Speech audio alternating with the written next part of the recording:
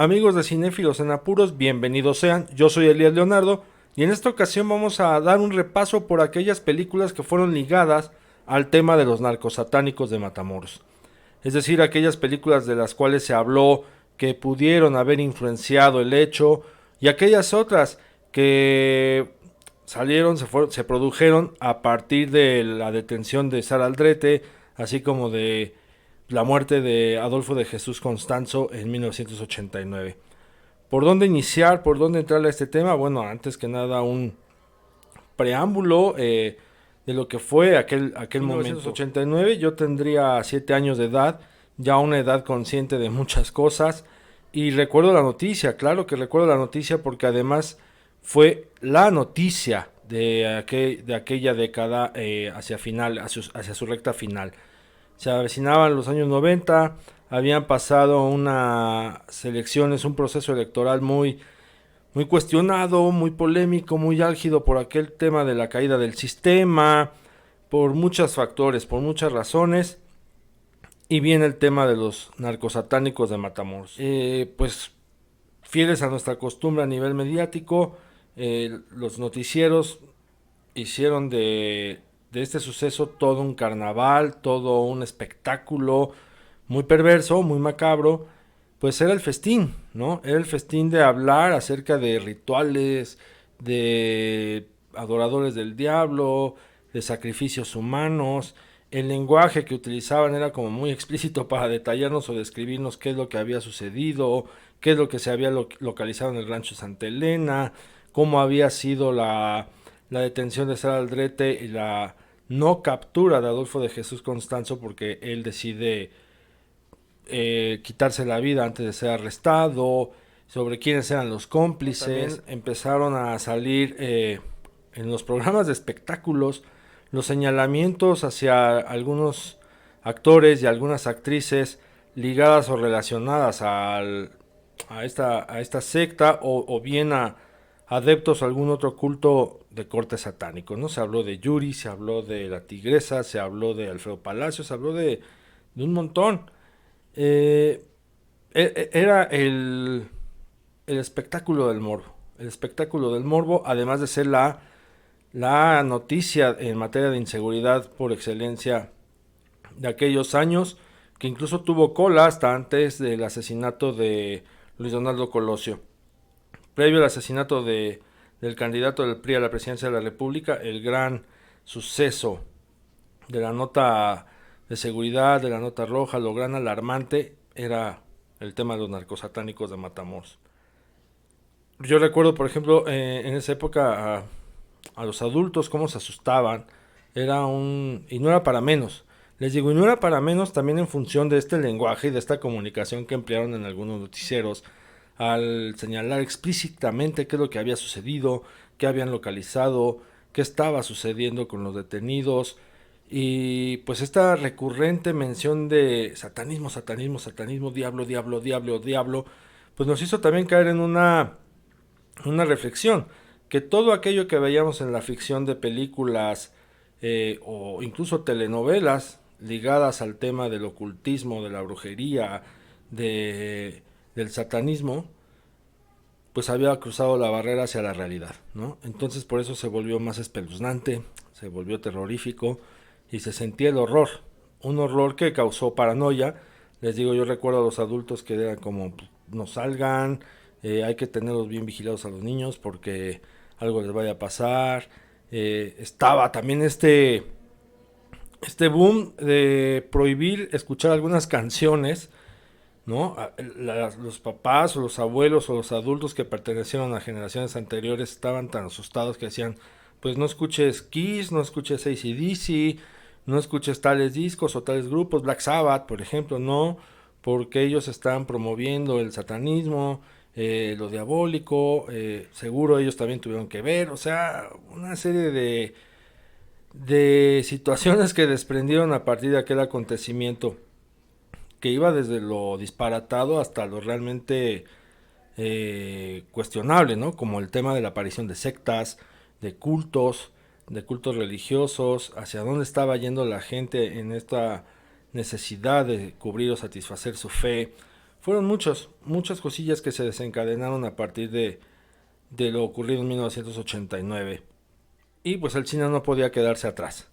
El cine no podía quedarse atrás. Y pues en el caso del cine mexicano, que tal como se acostumbraba en aquellas épocas, era sacar de inmediato producciones relacionadas al tema para seguir aprovechando la coyuntura y pues captar la atención del público, que además pues estaba entregado precisamente al morbo que generó toda esta situación. Entonces dijeron, bueno, si va a haber películas, las vemos, claro que sí.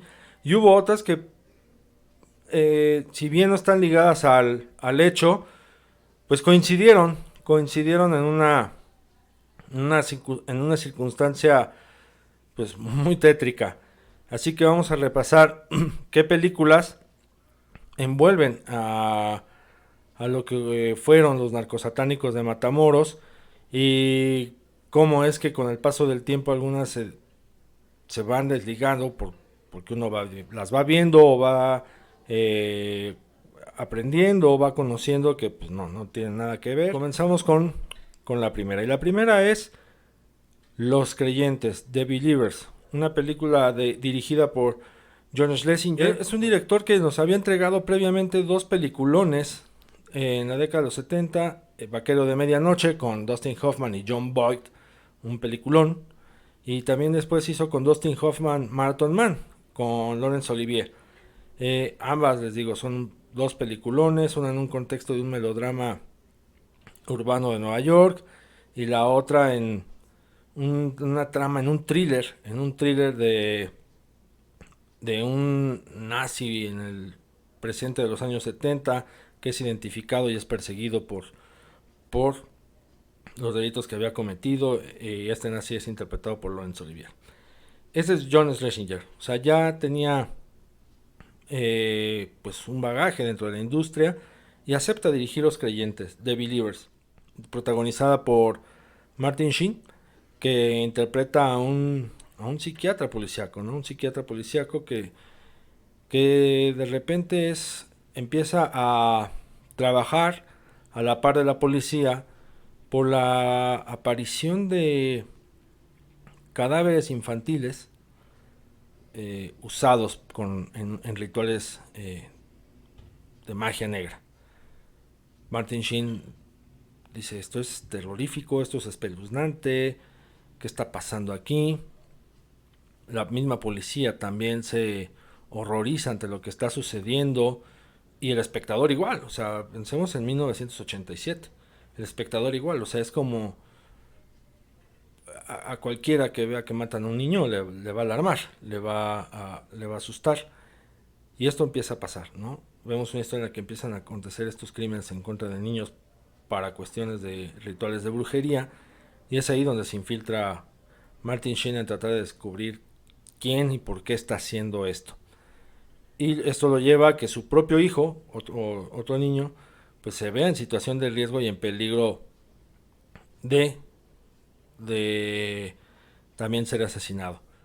¿Hacia dónde nos lleva a Los Creyentes? Precisamente que nos introduce una historia de brujería, de rituales, de ocultismo, de ritos ligados a unas figuras demoníacas, a todo lo oscuro, ¿no? A todo lo oscuro que envuelve este tipo de creencias y prácticas que fueron llevadas en este caso por la trama a Nueva York. Acontece pues en una gran urbe, en una ciudad a la que todo el mundo quiere ir a visitar. Y junto con Pegado, en aquel año vino otra película que se llamó Angel Heart de Alan Parker, protagonizada por Robert De Niro y Mickey Rourke, otro peliculón muy oscuro, muy denso, donde también vemos que Robert De Niro interpreta a un tenebroso personaje que contrata a un detective que es Mickey Rourke para que investigue qué pasó con el paradero de un hombre, y pues Mickey Rourke se va sumergiendo en un entramado y en una espiral existencial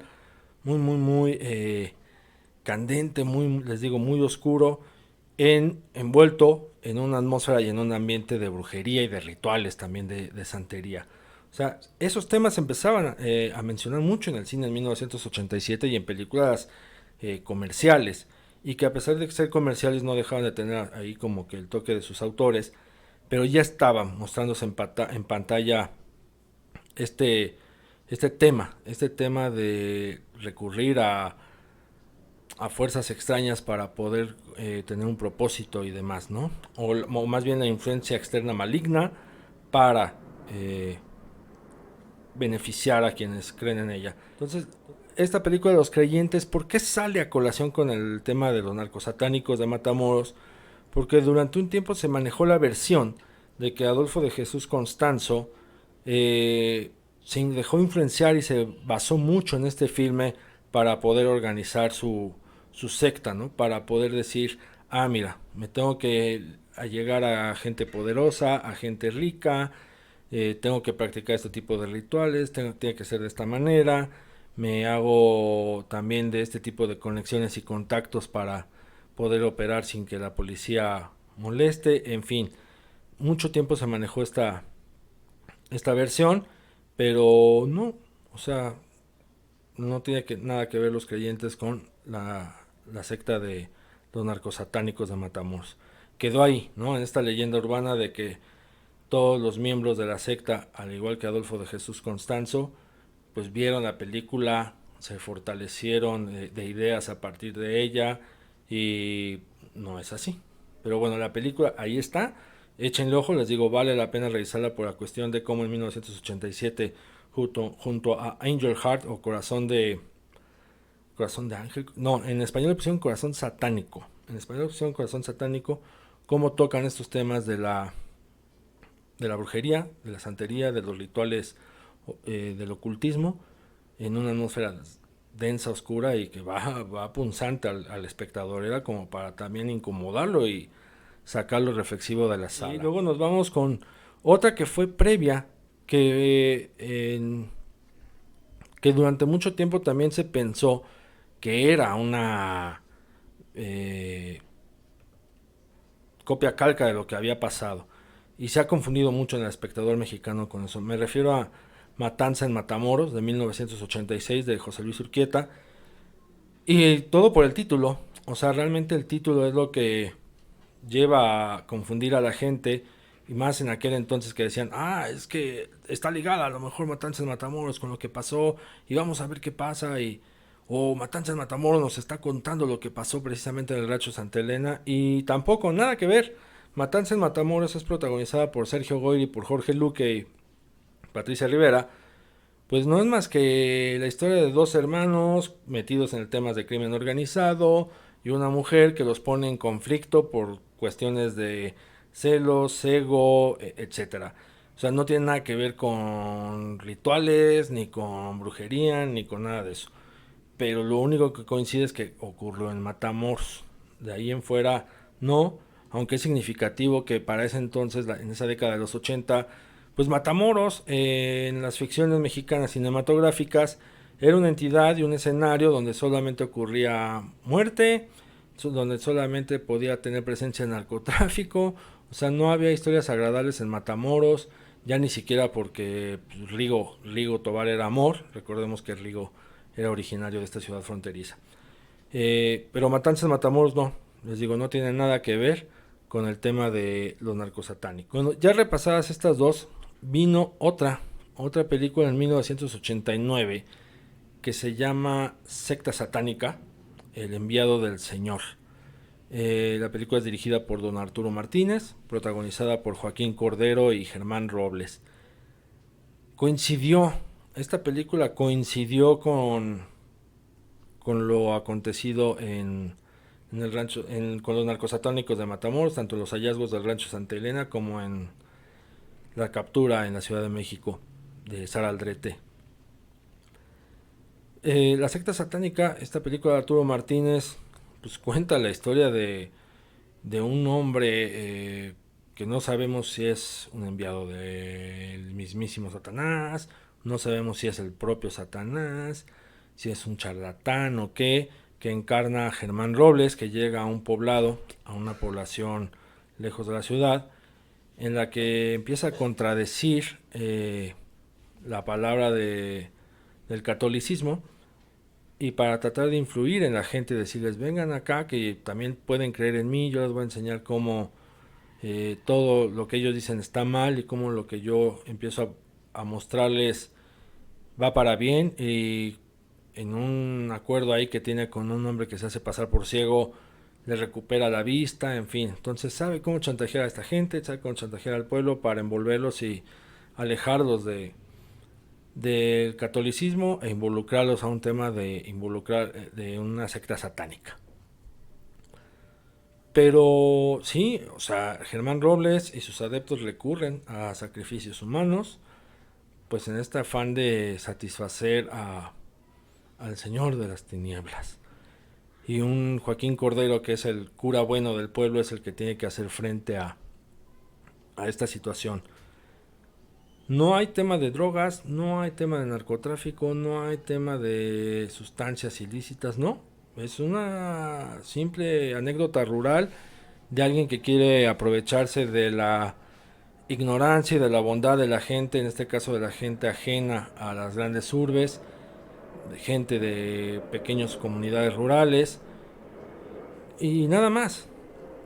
No tiene nada que ver, les digo, con los narcosatánicos de Matamoros.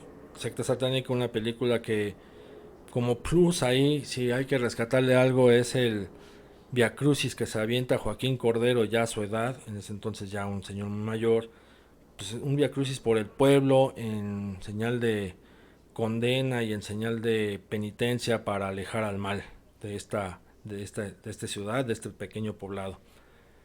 Entonces, esa es otra película que les digo, por coincidencia llegó en ese momento, pero no tuvo nada que ver con los sucesos. En cambio, a ver, 1989, a los pocos meses que se da la situación de Adolfo de Jesús Constanzo, de Sara Aldrete y de todos los demás cómplices, dicen, oye, pues ¿por qué no hacemos una película inmediata, rápida, que trate el caso y la vendemos? Ok, sí. ¿Cómo la hacemos? No, pues en el formato más barato, que es video. Ya para ese entonces ya no se filmaban muchas películas, se hacían en formato de video, ¿no? El famoso video home ya se empezaba a producir, ya empezaba a distribuirse. Entonces el director Jorge Noble se aventó una película que se llamó Masacre en Matamoros, la secta satánica. Y es un videojuego protagonizado por Sergio Goyri y que contó incluso con la participación estelar de Carlos Agosti.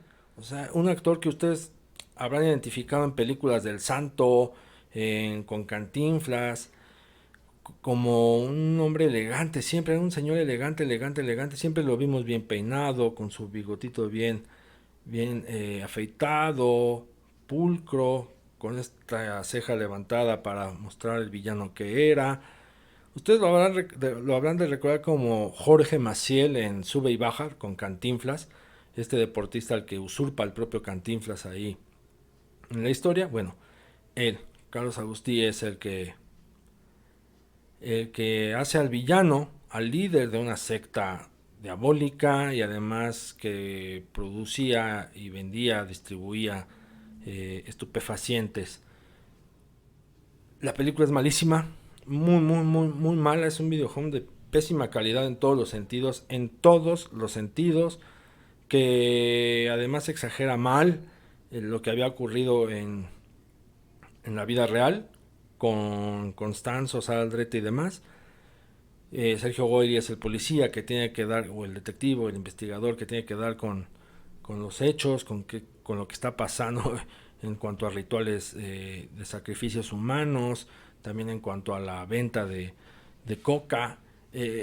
Pero no, o sea, no hace mucho lo encontrabas en YouTube, no sé si sigue ahí, pero es muy malo. Es muy mala película.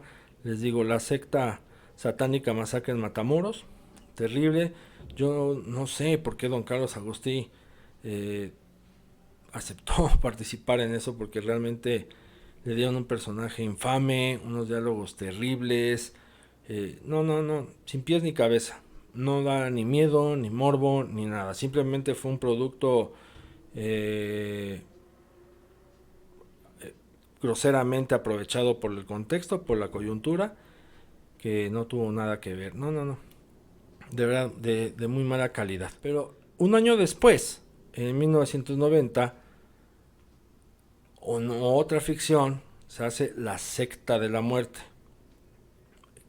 basada precisamente en los hechos ocurridos en Matamoros. Adolfo de Jesús Constanzo es interpretado en una ficción con otro nombre por Sebastián Ligarde, que además el look se lo copiaron igual, le dejaron el cabello así como largo, como corto, rapado de los lados, donde interpreta precisamente a un líder como estuvo perfilado Adolfo de Jesús Constanzo. Un líder carismático, galán, que estaba interesado tanto en los rituales, en la brujería, como en hacer dinero a partir del tráfico de drogas, de cómo también le gustaba seducir con la palabra a sus allegados de otras personas. Y bueno, la contraparte, el bueno de la película, pues ¿quién más? ¿Quién más podía ser sino Mario Almada? Pues había que recurrir a don Mario, pues para generar sensación, para generar atención, para que la gente la viera. Entonces la secta de la muerte aparece para recrear a manera de ficción lo ocurrido en Matamoros. Es una película que por lo menos está mucho mejor que la otra que les digo de la secta satánica masacre en Matamoros, pero mil veces mejor. Sin embargo, no pasa de ahí, ¿no? Fue nada más el oportunismo de poder llevar al cine la historia de los narcos satánicos. Es algo que les digo, se estilaba en ese momento. Lo hizo Fernando Durán Rojas en su momento con la tragedia de Waco, Texas. O sea, así como ocurrió la tragedia de Waco, Texas con David Koresh y su secta, cuando se agarran a tiros con el FBI. Bueno, a las semanas ya Fernando Durán Rojas dijo, pues vamos a hacer la película, e hizo, ¿no? También lo de la tragedia de Waco. Así se estilaba en México. Entonces con Matamoros pasó lo mismo con la secta de la muerte de Román Hernández, protagonizada por Mario Almada y Sebastián Ligarde, que les digo, sí, es una interpretación de lo que sucedió con los personajes allegados además en función de lo que describieron las notas informativas, los reportajes o las crónicas de esos años. Posteriormente vino otra película de secta en el cine mexicano en 1990, que aquí también fue como más coincidencia, porque pudo haberse retrasado el estreno o el lanzamiento de esta película. Ojo, les estoy hablando además de películas que llegaban más en formato de video, no precisamente a la cartelera comercial. Se aprovechaba, les digo, mucho el formato del videocassette. Ya empezaba el boom de los videoclubes, o ya estaba el boom de los videoclubes. Entonces se hace otra película que se llamó La secta del Sargón, de José Luis García Gras, que es una película difícil de conseguir. Si usted tiene a su dealer favorito de películas, y ya sé que cuidado con lo que presumes, pero pues pregúntenle si hay forma de conseguirles una copia, una versión de este título, porque es complicado. Es complicado. La secta del Sargón, una película, les digo, de José Luis García Gras, protagonizada por Pedro Armendáriz, por Marta Aura, por Rodolfo de Anda, y que nos cuenta la historia de una desaparición. O sea, curiosamente se liga el hecho de un chico desaparecido, tal como sí ocurrió en la vida real con los narcosatánicos de Matamoros, que toda la investigación comienza a partir de que un ciudadano estadounidense se reporta desaparecido, nadie sabe nada de su paradero y los padres lo empiezan a buscar. Bueno, acá es igual, hay un muchacho desaparecido que empieza con la investigación.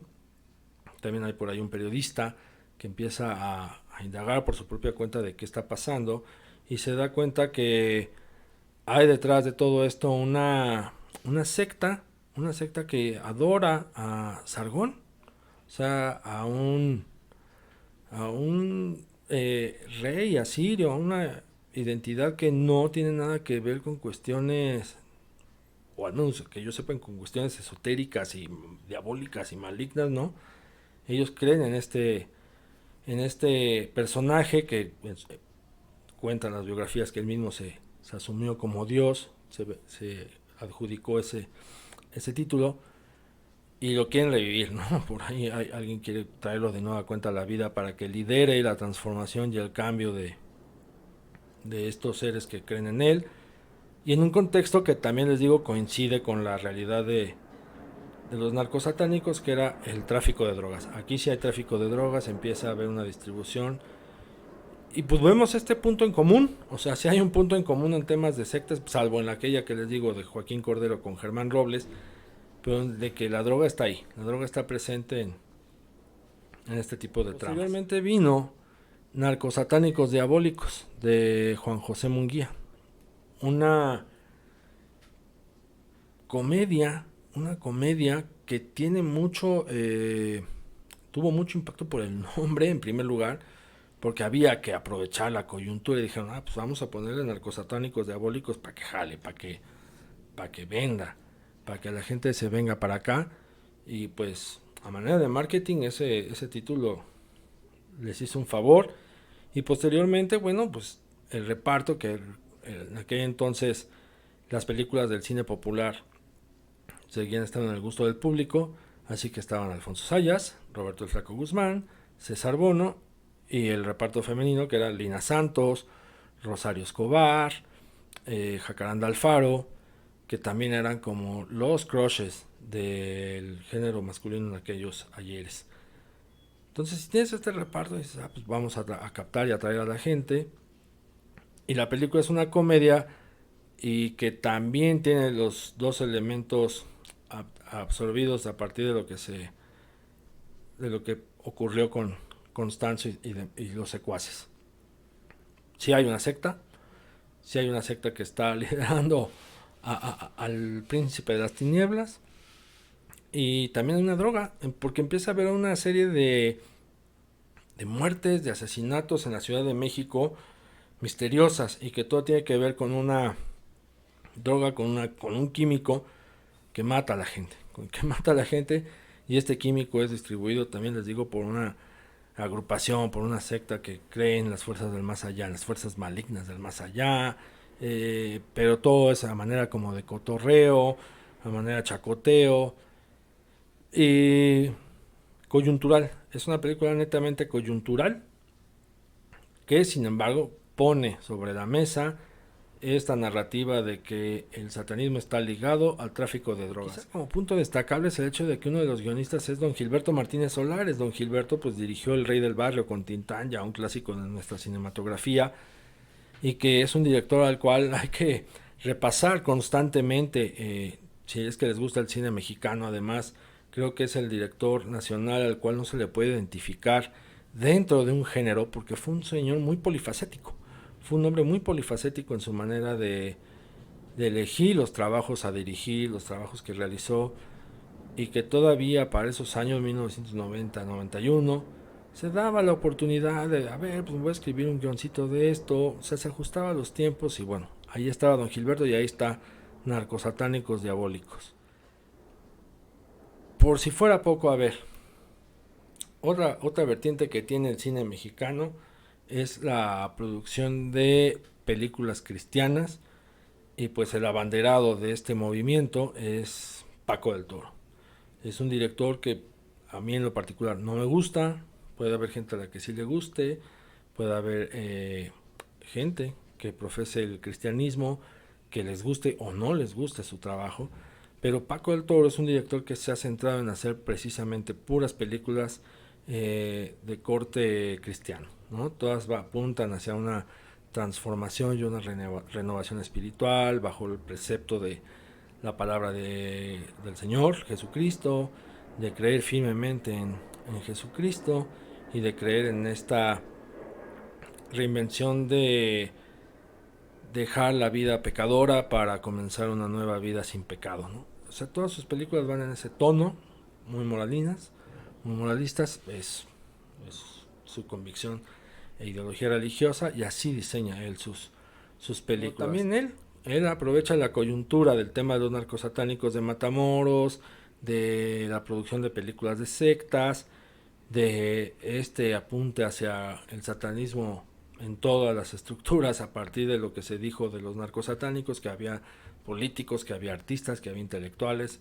Entonces dice Paco del Toro, pues yo también voy a hacer la mía, e hizo Persecución Infernal, una película con Humberto Zurita, Eric del Castillo, Y nos cuenta la historia de unos chavos que van en carretera, se les acaba la gasolina, piden ayuda y lo único que consiguen es atestiguar un sacrificio humano por un tipo como de logia ahí de personas cubiertas con túnicas, con batas y que son lideradas por Eric del Castillo, que es el tendero ferretero del lugar, del pueblo, pero al mismo tiempo es quien comanda esta agrupación de seres, hombres y mujeres adeptos al satanismo, al ocultismo y todas estas fuerzas siniestras y oscuras. Ahí está latente el tema de que si con unos diálogos totalmente ridículos, muy absurdos, un Eric del Castillo que decía, es que hay que seguir con la distribución de ouijas porque eso nos va a dar poder. Le digo, una tontería, pero centra toda la atención en esta cuestión del el diablo, ¿no? La figura del diablo alrededor de algunos crímenes, algunos problemas sociales que estaban aconteciendo. Entonces aquí también lo aterrizan en el claro, o sea, es que el diablo le lava el cerebro a la gente y se está metiendo por todos lados, ¿no? Por la ouija, por la forma de pensar, por la magia blanca, por el tarot, bla bla bla bla bla. Y bueno, al final termina, les digo, en una historia de vamos a transformarnos, de renovarnos. Pero es una película mexicana más en aquellos años. O sea, si recapitulamos, tenemos Masacre en Matamoros, la secta satánica, tenemos la secta de la muerte, la secta del Sargón, narcos satánicos diabólicos, persecución infernal y secta satánica enviado del Señor, que les digo que también fue una de las coincidencias de aquellos años. Y luego vamos a terminar con una película que mucho se habló también, si estaba basada, si no estaba basada en los relatos reales y ya con una investigación más amplia y extensa de lo sucedido en Matamoros. Me refiero a Perdita Durango de Alex de la Iglesia, película de 1997 protagonizada por Javier Bardem. Hasta la fecha se ha creído que este filme de Alex de la Iglesia está basado 100% en la vida de Adolfo de Jesús Constanzo y Sara Aldrete, que ellos dos son los personajes que impulsan a sus protagonistas, que son el molde, de hecho, de estos personajes. Pero si bien hay algunas similitudes, si bien hay algunas eh, cosas que embonan de acuerdo a la narrativa de todo lo que se ha contado y se ha dicho sobre Matamoros, el Rancho Santa Elena, Adolfo de Jesús Constanzo y Sara Aldrete, cabe dentro de esa construcción de ficción con no ficción acerca de estos personajes, de estos santeros, de estas mujeres, pero que sea una copia fiel o un retrato igual a los hechos verídicos, no, no. Alex de la Iglesia en su tono se da sus licencias de hacer su cine, de mostrar su toque con este humor, con este además, con este horror un poco frontal, o sea, juega también con sus elementos y es una película que al paso del tiempo, si uno la vuelve a revisar, para hacer 1997, creo que se le castigó y se le trató muy mal en aquellos años. Yo recuerdo que decían que era una película muy mala, que era una película que no tenía sentido, que era una película que no tenía chiste. Por otro lado, otros decían que era muy agresiva, que era muy violenta, que era muy sangrienta, muy obscena. Pero en realidad, pues Alex de la Iglesia la está contextualizando pues en aquellos años, o sea, en una época en la que ya estábamos, ahora sí, abiertos y adaptados a recibir este tipo de informaciones en televisión, en el horario estelar, a la hora de la comida, sobre hechos de inseguridad que te los mostraban así, tal cual, ¿no? O sea, lo mataron tal, ahí está la imagen, encuentran a la persona tal, ahí está la imagen, las cosas ocurrieron así, ahí está la imagen. O sea, ya el cine no nos estaba espantando porque ya la televisión había ido muy lejos. Entonces, les digo, si uno revisa actualmente Perdita Durango, se va a dar cuenta que pues, fue muy castigada y que no es tan mala película, ni es mala película como sea Javier Bardem, con algo que yo creo que merece un Oscar aparte, que es su cabello. O sea, su cabello ha sido utilizado de una y mil maneras para vestirlo de diferentes formas. Ha sido el gran sacrificado por Javier Bardem, lo vemos ahí. Vemos a Rosy Pérez también, en ese momento bueno, fue el sex symbol de un cierto público. Vemos también a Demián Bichir haciendo ahí un personaje breve, corto, pero interesante, y además ya mostrándose en otro tipo de producciones extranjeras, ya mostrándose hacia el plano internacional. Les digo, es una película que sí nos pone frente a lo mejor escenas, no así ni siquiera gore, sino muy gráficas, muy explícitas, pero que no, o sea, no están como para espantarse, al igual que lo que ya nos mostraba la televisión. Les digo, vamos a viajar a 1989 con el caso de los narcosatánicos. Así se manejaban las informaciones, ¿no?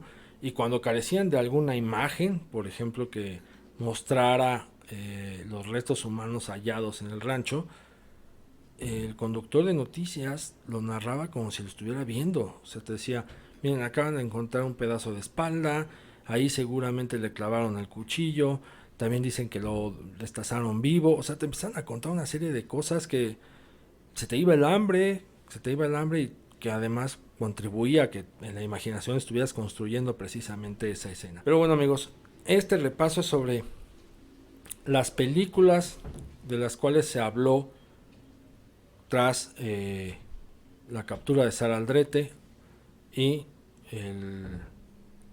la no captura de Adolfo de Jesús Constanzo, tras los hechos de estos narcosatánicos y la serie de informaciones que surgieron alrededor de mitos, leyendas, fake news, de todo.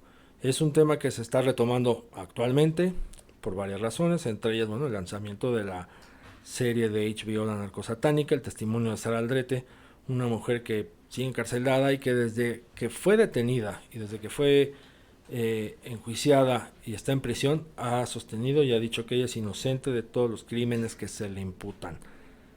Así que habrá que también revisar la serie. Les digo, está en boga el tema de los narcosatánicos.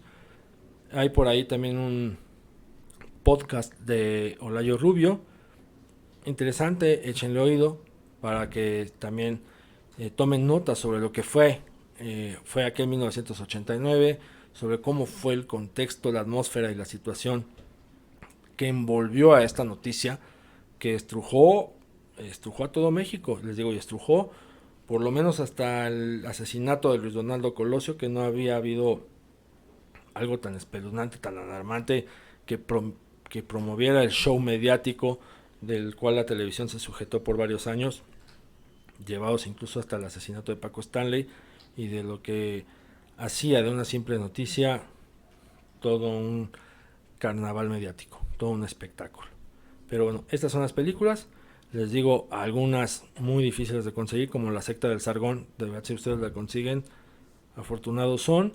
Hay otras que se pueden ver, se pueden encontrar en algunos lados. Por ejemplo, Persecución Infernal, esta que les digo, película cristiana de Paco el Toro, la encuentran en YouTube. Matanza en Matamoros, por ahí está en Claro Video. The Believers es una película que se encuentra fácilmente también en DVD. Secta Satánica de Arturo Martínez, también por allá en YouTube. El videojuego de Masacre en Matamoros, La secta satánica, La cosa horrible, con Sergio Boyer y Carlos Agustí, ni se esfuercen en tratar de conseguirlo, porque de verdad lo único que pueden obtener es sentir un poco de compasión por el señor Carlos Agustí de tener que haber participado en esa cosa. Estos cinéfilos en apuros, ya saben, bienvenidos sean, comenten, suscríbanse, compartan, sugieran temas. Ya saben que sí los escuchamos, sí los leemos. Cualquier tema que tengan sobre la mesa y digan, oye, ¿por qué no platicas de esto? ¿Por qué no o investigan esto? ¿Por qué no hablan acerca de ello? Lo hacemos.